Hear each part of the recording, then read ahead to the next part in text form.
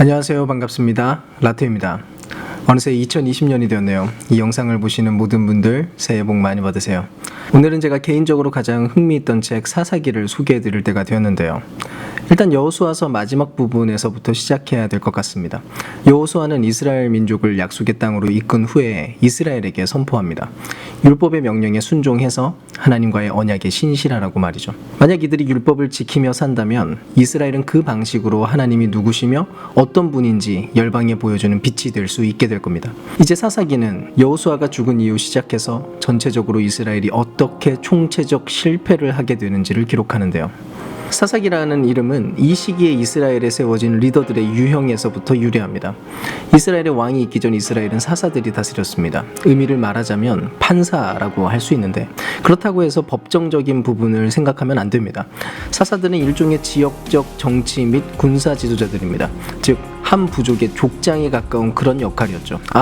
그리고 사사기라고 하는 책 자체가 아주 심하게 자극적이고 폭력적이라는 점을 미리 말씀드리겠습니다.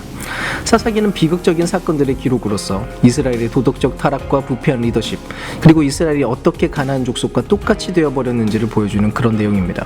하지만 한편으로는 이 이야기는 미래의 희망을 품도록 의도되었는데요. 책 자체의 구성이 그런 방식으로 되어 있습니다. 서로는 이스라엘의 실패의 배경 설명을 해주는데 이스라엘이 나머지 가나안 족속들을 쫓아내지 못한 데서부터 시작됩니다. 그리고 사사기 본문에는 점점 심각해져가는 이스라엘 사사들의 타락이 기록되죠.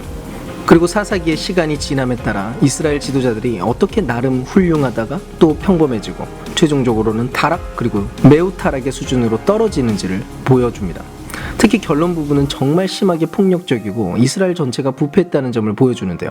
자, 이제 각 내용을 자세히 나누어서 살펴볼까요? 도입부는 약속의 땅에서 이스라엘 지파들의 영토를 기록하며 시작합니다. 여호수아는 주요 가나안 성읍들을 점령했고 정복해야 될 땅이 여전히 남아있으며 많은 가나안 족속들이 그 지역에 살고 있습니다. 그래서 1장에서는 가나안 족속과 성읍이 길게 나열되는데요. 그들을 그 땅에서 쫓아내지 못했다는 바로 그런 내용입니다. 다시 말하지만 기억해두세요. 가나안 족속을 쫓아내는 이유는 가나안 족속들의 도덕적인 타락과 우상에게 자녀를 제물로 바치는 것을 막아내기 위한 것입니다. 하나님께서는 이스라엘 거룩한 민족으로 부르셨지만 그렇게 진행되지는 못했습니다. 2장에서는 이스라엘이 어떻게 가나안 족속과 살아가며 그들의 문화와 종교 관습을 받아들이게 되었는지를 기록합니다. 그리고 여기에서 이야기가 잠깐 멈추죠. 거의 대부분에서 저자는 사사기 본문에서 일어날 모든 것에 대한 개요를 보여줍니다.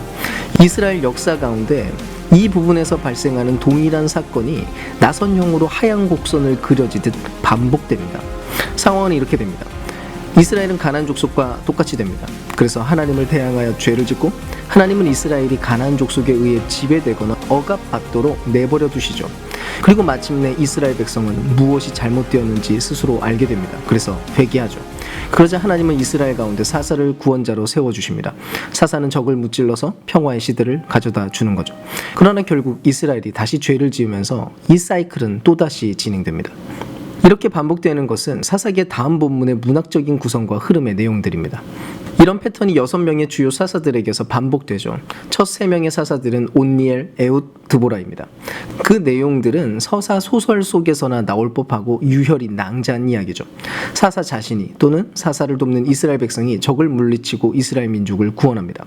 다음 3명의 사사들의 이야기는 내용이 훨씬 더 길고 사사들의 실패와 타락에 초점이 맞춰져 있는데 그 정도는 훨씬 심해집니다. 기드온은 시작은 좋았습니다. 비록 겁쟁이였지만 마침내 하나님이 그를 통해서 이스라엘을 구할 수 있다는 것에 대한 신뢰를 하게 됩니다. 그래서 그는 300명의 용사로 횃불과 항아리를 통해 미디안 대군을 무찌릅니다. 그런데 기드온은 성격이 고약해서 전투에서 자신을 돕지 않은 이스라엘 사람들을 살해했죠. 그리고 그때부터 기드온은 내리막길을 걷습니다. 기드온은 승리한 전투의 전리품으로 우상도 만들었고요. 그가 죽은 후에는 모든 이스라엘이 그 우상을 섬기면서 다시 똑같은 패턴이 반복됩니다. 다음 사사는 입다입니다. 그는 마치 조폭 같은 인물인데요. 이스라엘의 상황이 나빠지자 장로들이 와서 그에게 도와달라고 애걸합니다. 입다는 지도자가 되어서 암몬 자손과 싸워 많은 전투에서 승리를 하죠. 근데 문제는 그가 이스라엘의 하나님에 대한 지식이 거의 없었다는 점입니다. 그가 생각하는 하나님은 정확히 가나안 땅의 우상들 수준이었죠. 결국 전투에서 승리하면 자기 딸을 제물로 바치겠다고 서원합니다. 이 비극적인 이야기는 이스라엘이 하나님께로부터 얼마나 멀어지게 되었는지를 보여주는 그런 장면들인 거죠. 이스라엘은 그들의 하나님의 성품을 더 이상 알지 못합니다. 그래서 살인을 저지르고 자녀를 제물로 바치는 잘못된 예배를 드리게 되죠. 이제 마지막으로 삼손은 가장 최악의 사사입니다. 그의 삶은 약속으로 시작되었지만 그는 이스라엘의 하나님을 굉장히 우습게 여깁니다. 그는 성적으로 아주 난잡했고 폭력적이며 오만했습니다. 그는 블레셋과의 전투에서 전략적이지만 또 한편으로는 매우 잔인하게 승리를 거두게 됩니다. 그렇지만 결국 블레셋에 잡혀 눈이 뽑히게 되고 마지막으로 블레셋 방벽과 백성들을 죽이며 자기 자신도 함께 죽이는 일을 하고 맙니다. 여기서 잠깐 짚고 넘어갑시다. 반복되는 주제가 뭔지 아마 눈치챘을 겁니다. 중요한 순간에 하나님의 영이 각 사사에게 힘을 주셔서 놀라운 구원의 역사를 성취하게 하신다는 주제가 반복되는데요. 하나님께서 이토록 실수투성이의 사람들을 사용한다는 사실이 하나님께서 사사들의 행동의 일부나 전부를 지지하신다는 것을 뜻하는 건 절대로 아닙니다. 하나님의 관심은 그의 백성을 구원하는 데 있고 거기에 전념할 뿐입니다.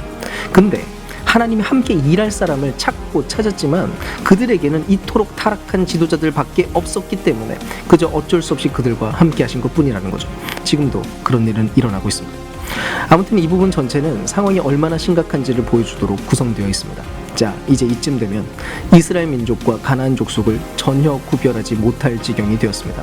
마치 세상과 교회를 전혀 구별할 수 없을 지경이 된 현재와 똑같이 말입니다. 지도자들만 보아도 그렇고 전체도 마찬가지죠. 이제 마지막 부분인 이스라엘 전체가 바닥으로 떨어진 것을 보여줍니다. 비극적 사건 2개가 기록되어 있는데 심신이 미약하신 분, 노약자나 임산부, 어린이는 여기서부터 소리를 줄이시거나 유의해 주시기를 바랍니다. 이 2개의 사건은 다음의 핵심 문장에 따라 구조적으로 기록되었고 그 문장은 17장에서 21장에 걸쳐 4번 반복됩니다. 그때 이스라엘에 왕이 없으므로 사람이 각기 자기의 소견에 옳은 대로 행하였더라. 일단 첫 번째는 이스라엘 사람 미가의 사건입니다. 그는 신상을 부어 만들고 산당을 세웠습니다. 그리고 단지파 군대가 그 신상을 약탈해 가죠. 단지파는 평화로운 도시였던 라이스를 불태웠고 그 거주민들을 모두 살해했습니다. 소름 돋는 사건이죠. 하나님을 잊은 이스라엘은 스스로 옳다 여기는 대로 행하고 있는 겁니다. 사사기 마지막 사건은 정도가 훨씬 더 심해지는데요. 성적 학대와 폭력에 대한 굉장히 충격적인 이야기인데 이로 인해서 이스라엘의 첫 부족간 전쟁이 일어나게 됩니다. 내용은 너무 참담하기 때문에 제 말로 직접 소개하지는 않겠습니다. 아무튼 핵심은 이것입니다. 이 사건들은 전부 경고하기 위한 목적입니다. 이스라엘이 이렇게까지 추락한 원인은 전부 하나님께로부터 멀어졌기 때문입니다. 그들을 사랑하시고 이집트의 노예의 굴레에서 구원하신 하나님으로부터 말이죠. 이제 이스라엘은 이집트에서 구원받아야 되는 게 아니라 오히려 그들 스스로에게서부터 다시 구원되어야만 하는 상황이 되고 말았습니다. 사사기의 유일한 한 줄기 희망은 반복되는 문장 속에 있습니다. 이스라엘에는 왕이 없으므로. 바로 이 실마리에서부터 다음 책으로 이야기가 전개될 겁니다. 룻기에서는 다윗 왕의 가족에 대한 족보가 그려지고 사무엘상에서는 이스라엘의 왕권의 기원이 기록되게 되죠.